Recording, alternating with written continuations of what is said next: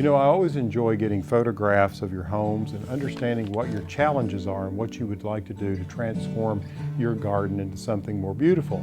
Today we have a garden from Erika and Mena. Now, I don't have a lot of information from Erika, but I do know that she really would like to cover up this foundation along the front of the house. And I think there's some things we can do to really warm up this house, Erika. One of the things I'd like for you to think about, it's very horizontal. And these long boards that are all white enhance the horizontal nature of what we're seeing here. And so what I would like for you to do is think about painting the house whenever it comes time for that, maybe sort of a taupe gray or a light gray color.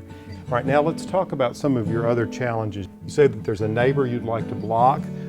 Since you like arborvitae, what I would do is consider, and I'm not sure which side it is, let's assume it's over here. What I would do on the other side of the carport is plant some of those green giant arborvitaes. They make an excellent, excellent hedge. The other thing I'd like for you to consider is maybe removing this tree. So if this went away, we had an open palette to work with, and we took the mailbox and moved it over here closer to your walkway and drive.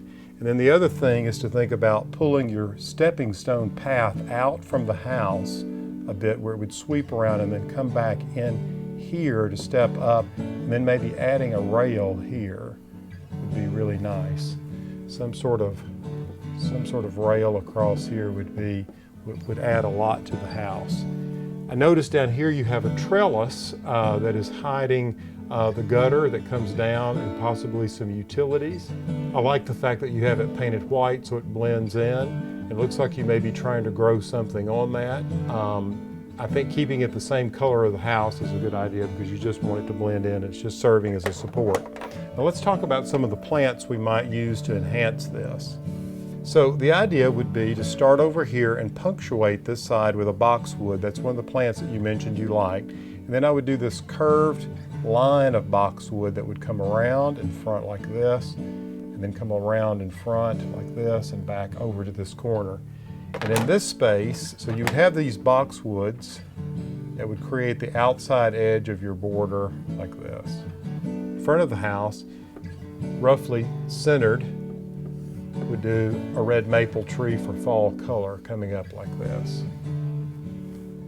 I would fill this whole front bed here with knockout roses, which would be spectacular right here in the front.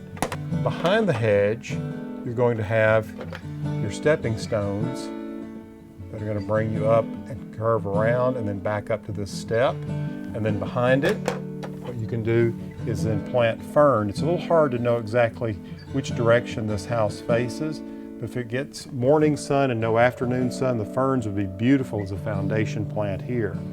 So I would also like to have a larger plant here like a Camellia sasanqua and a Camellia sasanqua here and one also down here. Those are beautiful fall blooming camellias. You're in zone 7 and they'll perform beautifully for you. I mentioned moving the mailbox down, so let's just pretend that this has been shifted down toward the drive up to the carport. What you might do there is just take the boxwood and come in around behind it with 5 plants, 1, 2, 3, 4, 5, and then do a low ground cover under it like this, and then let a vine grow over the top of it in the form of a scarlet honeysuckle. You have a beautiful trumpet-shaped bloom. It has a reddish color, and hummingbirds love it.